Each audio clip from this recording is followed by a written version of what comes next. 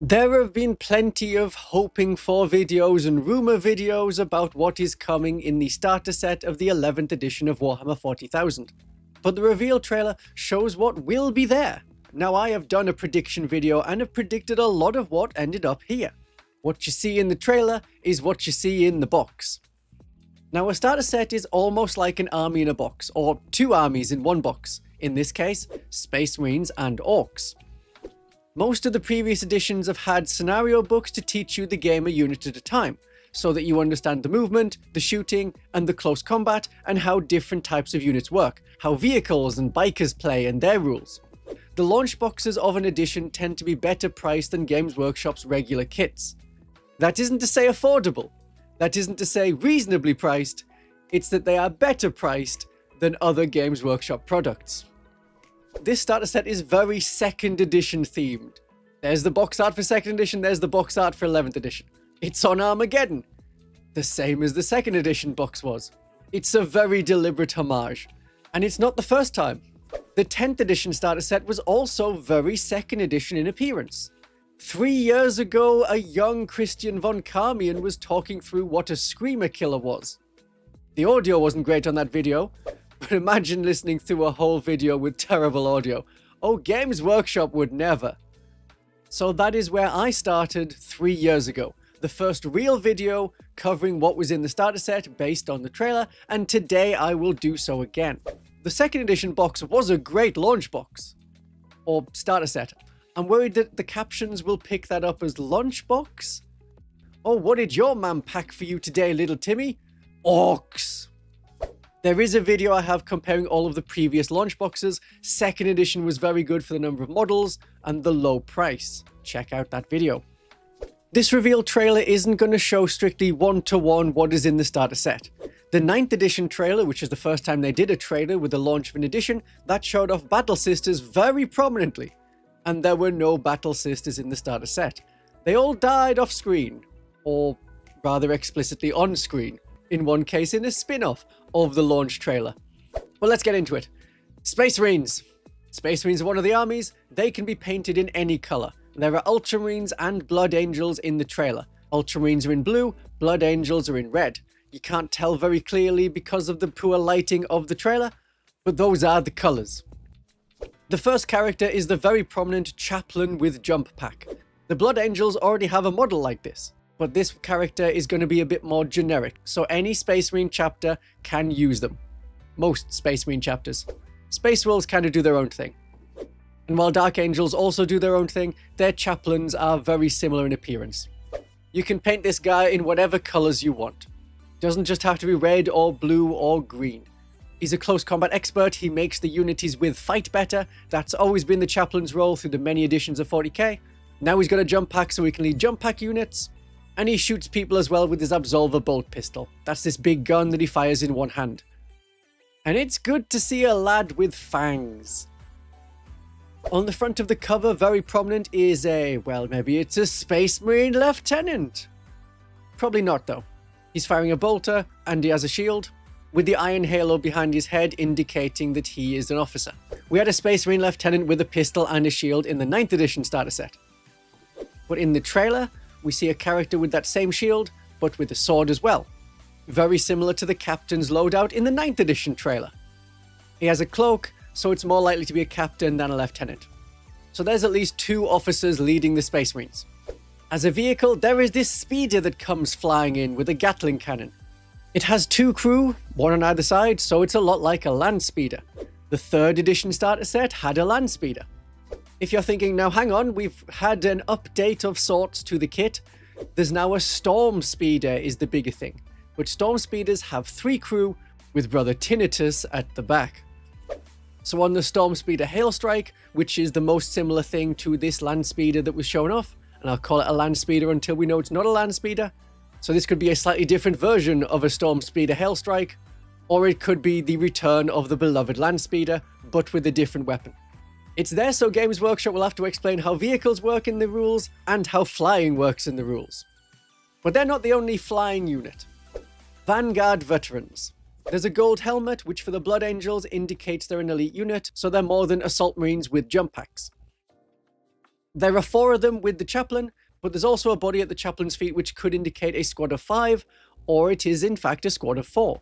The unit is known for the range of weapons they could have, and then in 10th edition they were all given the same profile. A thunderhammer and a chainsword and a power sword are all the same. Don't expect lots of different weapons available in this starter set. The launch box will be monoposed and push fit, so that it can be easily sold to children and adults that act like children without the need to apply glue. So there won't be multi-part apart from there's a bunch of parts to push together. We see 2-handed power swords on 2 of the models. One of them stabs an orc, one of them cuts down the mech walker at the same time. So power swords are definitely in, and we also see a guy with a pistol, so they may be armed with pistols and power swords. There are plenty of space marines with bolters, so I expect there to be 10 intercessors in the starter set. They look a bit more like the tactical marines that they should be, the cool tactical marine, the versatile tactical marine, rather than just a guy with a bolter. But these were called in the live stream, from what we could hear of the live stream when Games Workshop showed this off at Adepticon, they were called intercessors. We see a couple of chainswords being used. Now in the 2nd edition starter set, the sergeant was armed with a bolt pistol and a chainsword. That could be the only chainsword that's in this unit. The Space Marine models, as we've seen one of the Space Marine models, they only have a bolter, they don't also have a chainsword. Whereas the Orc boys are going to get pistols and a combat weapon, which is called a chopper, and they have their shooter on their back. Or vice versa. But the Space Marines only have a bolter. What we are seeing, which is an improvement, is older marks of armor integrated into the newer stuff. The idea is that they've been on Crusade for so long, and we see an Indomitus Crusade badge marking on the gauntlet of one of the Vanguard veterans. But after so long fighting, they're having to integrate older marks of armor to keep up a full set of armor while they produce and repair more. So we have the Mark 7, or maybe it's Mark 8 helmet. They're very, very similar. Let's say Mark 7, that's the traditional Space Marine grille. And we also see that a shoulder pad of one of the Ultramarines is a Mark 6 unstudded variant. That's the kind you get on the Beaky Marines, but this time without the studs. There might be 2 squads of 5, there might be 1 squad of 10. Perhaps in the little story you get within the starter set, you may be encouraged to paint some of them as Ultramarines and then others as Blood Angels. And so at some point the Ultramarines may have to save the Blood Angels. Or the other way around. Could be the other way around. And then they're working together as an army. Currently in the rules, it doesn't really matter how your models are painted. All that matters is the sub-faction rules that they use, like the detachments, or in the case of Blood Angels, pick a Blood Angels detachment, and then you are Blood Angels. They have their own supplement book for that. But there are 3 aspects to Space Marines. We've done the Assault Marines, well, Vanguard veterans, getting in close with jump packs, the Tactical Marines, even if they're not Tactical Marines, and we've had a vehicle. Then there is the Heavy Support. That covers the 3 Space Marine aspects, the Devastators, the Assault, and the Tactical. On the box cover, there is a Heavy Marine in the bottom right. A blue helmet indicates a Heavy Weapons Marine as far as the Blood Angels markings go, and he looks to have a Heavy Bolter of sort, a big anti-infantry weapon. He's in Gravis armor, as you can tell by the different gorget and the arcing part of the armor that comes up near the helmet. These are especially tough, and they carry the heavy weapons to the fight. So expect some heavy weapon lads in the starter set. And that might be everything.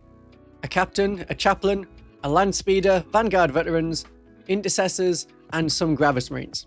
We've seen dreadnoughts in the background, but we just had a ballistus dreadnought of that style in the last box set. This may indicate a new kit coming after the starter set. Ideally, one kit shared by the Redemptor that came out in 8th edition, the Brutalis Dreadnought that came out in 9th edition right at the end, and the Ballistus Dreadnought which came out at the start of 10th edition. You could call it the Dreadnought. And in the Maelstrom supplement book, there was the Crucible of Champions rules to make your own Dreadnought character from different bits of those walkers. That would be nice. I like it when a kit can make multiple things. Also in the background, some people have said, oh, look at the banners, there's going to be a banner bearer in the box. And there could be. Or it could be standard 40k set dressing things. We had a banner bearer in the 8th edition starter set. I don't know if that indicates that we're more likely to get one or less likely to get one in the 11th edition starter set. Do remember that background artwork is not an indicator of something becoming a model. Don't expect an Imperial Knight in the starter set just because there's one shown on the cover art.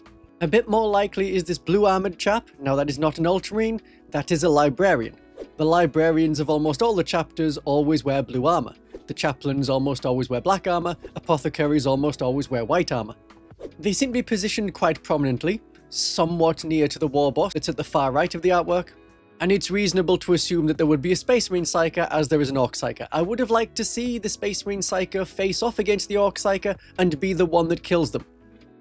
Psyker on Psyker, show that Psykers, at least in the Librarian's case with their Psychic Hood, can resist psychic powers. That might have been more interesting than seeing the chaplain smush another guy. But it was kind of cool to see the chaplain smush another guy, and it saves Games Workshop from having to make another 3D model. Right, let's move on to the Orks. These are the Goths warband, at least that's how they're shown off in the trailer. You can paint them as any kind of Ork warband as you want. The Warboss's axe has the Goth white and black checkered pattern. The Warboss that's shown off has a helmet very similar to the one that's already been leaked by Games Workshop. A box showing off this model was found, and when it got shared online, Games Workshop decided to show what the box contained. I'm assuming that that is a box that will be sold separately, not related to the starter set, because it has multiple options. The starter sets are mono pose, mono build. The bits that are there build men in certain ways, and you can't really change that unless you deliberately cut and change and glue and convert or customize or kit bash, as we call it. Then you can make something different.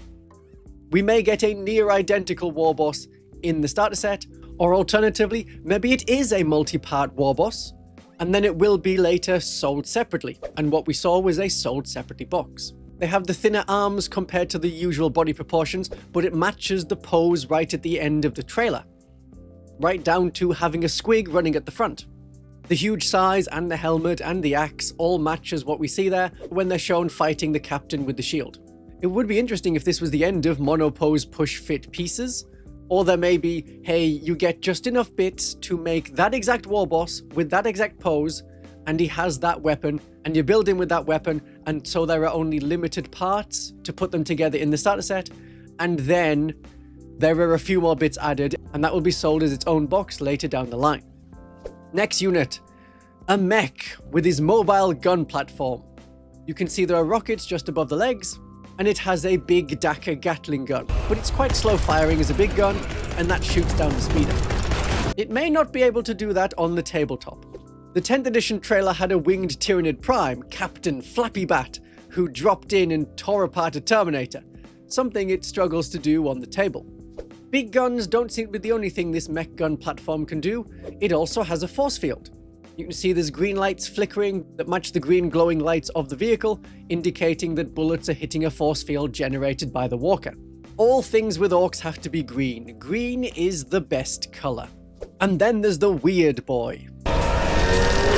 So this is an Ork Psyker. Games Workshop usually wants to show off how Psykers work, or that there are Psykers, so that it's like fantasy, and that is your witch or wizard equivalent.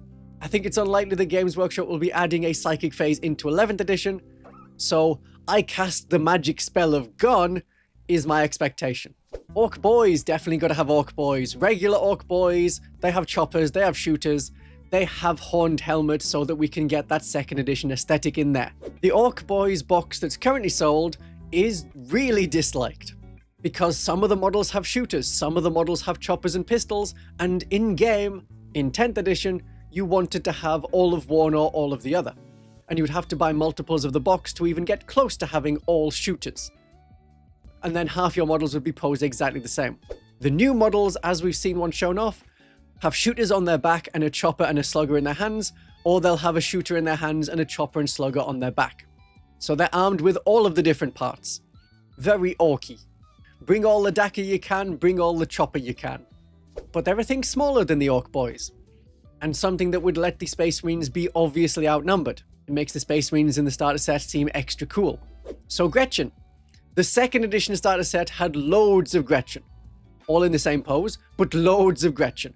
And they are shown off very prominently on the cover art. So I expect there to be Gretchen.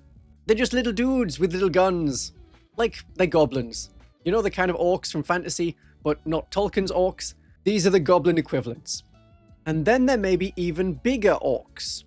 Orc knobs. There's a rather large orc on the left of the box art over here. And at the very end of the trailer, there's bigger orcs with back banners come in with the warboss. That could indicate the elite bigger orcs as they support the warboss or want to become the warboss themselves one day. If only they were bigger, they could challenge their war boss. And Orks get bigger by fighting.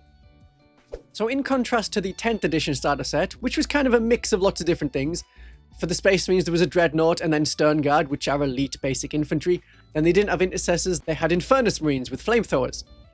And there was a lot of characters that couldn't join the units that were presented in the box. This looks a lot more basic, back to formula, standard Space Marines. Lots of regular infantry, Devastator Marines, tactical type Marines, assault type Marines, with a centerpiece vehicle on each side. Now there may be more models not seen in the trailer.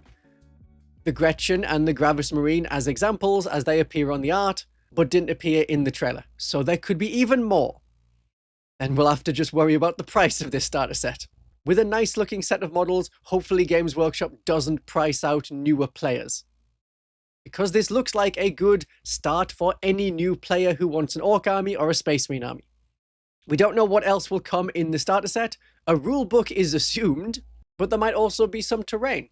MDF terrain has appeared in the Kill Team starter set, and the 2nd edition starter set had cardboard terrain. A lot of L-shaped ruins, sure, but it came with terrain. Now a rules video will come next, looking at the rules that have not been revealed as part of 11th edition, but are near certain to be included.